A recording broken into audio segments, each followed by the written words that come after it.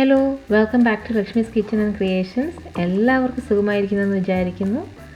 ഇന്ന് പൊറോട്ടയുടെയും ചപ്പാത്തിയുടെയൊക്കെ കഴിക്കാൻ പറ്റിയ ഒരു ടേസ്റ്റി ബീഫ് കറിയുടെ റെസിപ്പിയുമായിട്ടാണ് ഞാൻ എത്തിയിരിക്കുന്നത്.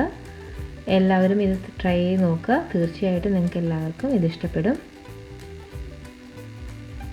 ആദ്യമായിട്ട് വേണ്ടത് ബീഫാണ്. ഏകദേശം 3/4 കിലോളം ബീഫാണ് ഞാനിവിടെ എടുത്തിരിക്കുന്നത്. നന്നായി കഴുകി ചെറിയ ക്യൂബ്സ് ആയിട്ടാണ് ഞാനിത് അരിഞ്ഞിരിക്കുന്നത്.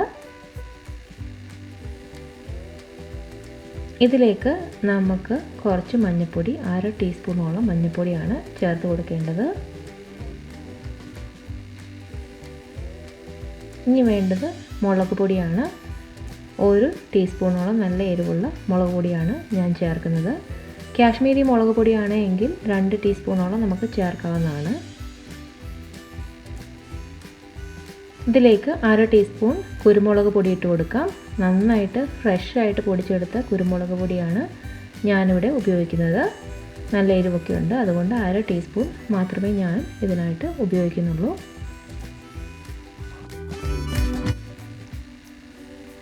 ഇനി വേണ്ടത് ഗരം മസാലയാണ്. വീട്ടിൽ തന്നെ പൊടിച്ചെടുത്ത 1/2 ടീസ്പൂൺ ഗരം മസാല.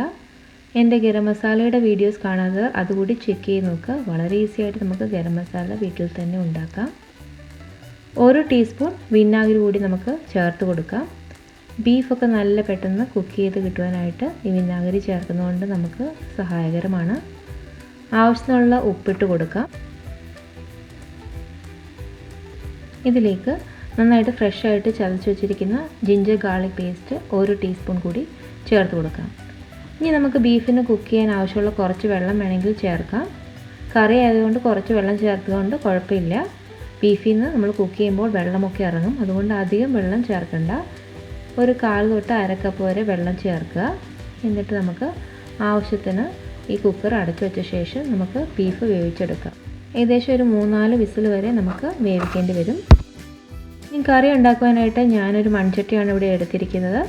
അതിലേക്ക് 2 ടേബിൾ സ്പൂണോളം വെളിച്ചെണ്ണയാണ് ചേർത്ത് കൊടുക്കുന്നത്. മൺചട്ടി ഇല്ല എങ്കിൽ സാധാരണ പാത്രത്തിൽ നിങ്ങൾക്ക് ഉണ്ടാക്കാം. ഇനി ചെറിയ ഉള്ളി 2 കപ്പ് നന്നായിട്ട് തിന്നായിട്ട് സ്ലൈസ് ചെയ്താണ് അത് അതിനകത്തേക്ക് ചേർത്ത് കൊടുക്കുകയാണ്. ചെറിയ ഉള്ളി ഇല്ല എങ്കിൽ സവോളയെ നമുക്ക് ഉപയോഗിക്കാവുന്നതാണ്. പക്ഷേ ഈ കറിക്ക് നല്ല ടേസ്റ്റ് കൊടുക്കുന്നത് ഈ ചെറിയ ഉള്ളി ചേർക്കുമ്പോഴാണ്. ഇതിലേക്ക് നമുക്ക് ആവശ്യത്തിനുള്ള ഉപ്പിട്ട് കൊടുക്കാം. ഇതെല്ലാം കൂടി ലൈറ്റ് ബ്രൗൺ ആവുന്നിടം വരെ നമുക്ക് വഴറ്റിയെടുക്കേണ്ടതുണ്ട്.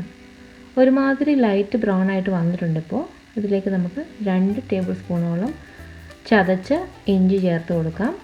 ഫ്രഷായിട്ട് ചതച്ച ഇഞ്ചി ഇടുകയാണെങ്കിൽ നമ്മളുടെ കറിക്ക് നല്ലൊരു ടേസ്റ്റ് ഉണ്ടാകുന്നതാണ്. അപ്പോൾ ഫ്രഷായിട്ട് ഇതുപോലെ ചതച്ചിടുവാൻ നോക്കുക. ഞാൻ കല്ലിൽ വെച്ചാണ് ചതച്ചത്. അതുപോലെ തന്നെ ചതച്ച 1 ടേബിൾ സ്പൂണോളം വെളുത്തുള്ളി കൂടി ചേർത്ത് കൊടുക്കാം. ഇതെല്ലാം കൂടി നന്നായിട്ട് വഴറ്റി മൂപ്പിച്ചെടുക്കണം. ഇതിലേക്ക് നമുക്ക് കറിവേപ്പില, ആവശ്യത്തിനുള്ള കറിവേപ്പില ഇട്ട് കൊടുക്കാം.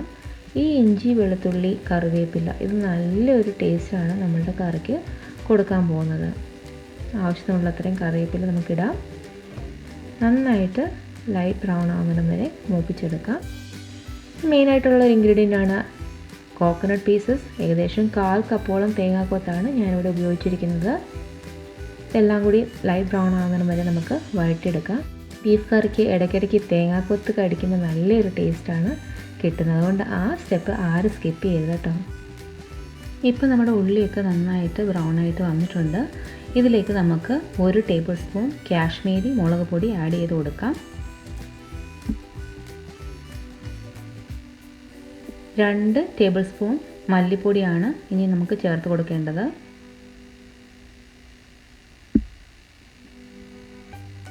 1/4 ടീസ്പൂൺ മഞ്ഞൾപ്പൊടി.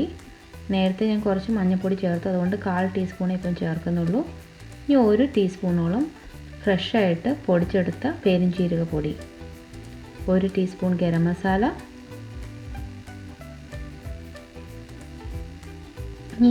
ഈ പൊടിയുടെ എല്ലാം പച്ചമണം മാറുന്നിടം വരെ നന്നായിട്ട് നമുക്ക് ഇത് വഴറ്റിയെടുക്കണം. ഇപ്പോൾ പൊടിയൊക്കെ നന്നായിട്ട് മൂത്ത് വന്നിട്ടുണ്ട്. ഇതിലേക്ക് നമുക്ക് ഒരു നന്നായിട്ട് പഴുത്ത തക്കാളി ചെറുതായി അരിഞ്ഞത് കൂടി ചേർത്ത് കൊടുക്കാം. കൂടി നന്നായിട്ട് വഴറ്റിയെടുക്കാം.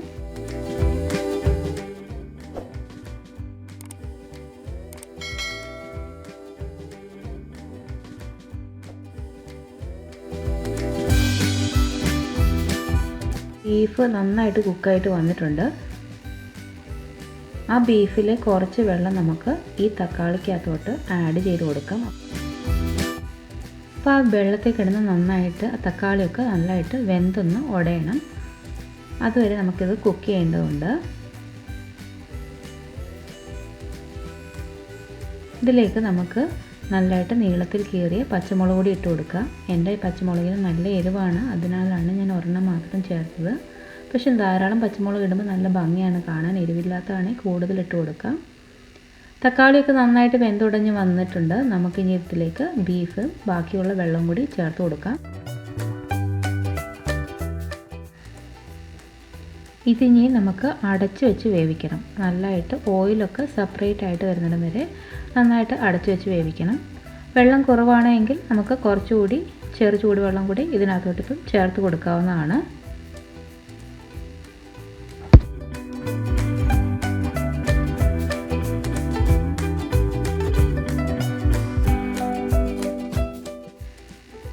ഇപ്പം ഇത് ഏകദേശം ഒരു 10 മിനിറ്റായി നന്നായിട്ട് കുക്ക് ചെയ്തിട്ടുണ്ട്. നമുക്ക് കാണാം മുകളിൽ ഓയിലൊക്കെ സെപ്പറേറ്റ് ആയിട്ട് വന്നിട്ടുണ്ട്. ഇപ്പോൾ നമ്മുടെ ബീഫ് കറി റെഡി ആയെന്നാണ് അർത്ഥം. നമുക്കിത് സെർവിങ് ബൗളിലേക്ക് മാറ്റാം. ഇത് നമ്മുടെ അടിപൊളി കേരള ബീഫ് കറി റെഡിയായി വന്നിട്ടുണ്ട്.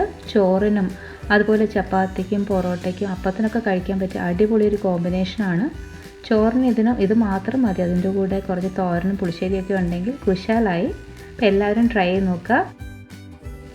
പുതിയൊരു വീഡിയോയുമായിട്ട് വരുന്നിടം വരെ എല്ലാവരും stay positive and be happy. Thank you for watching my channel.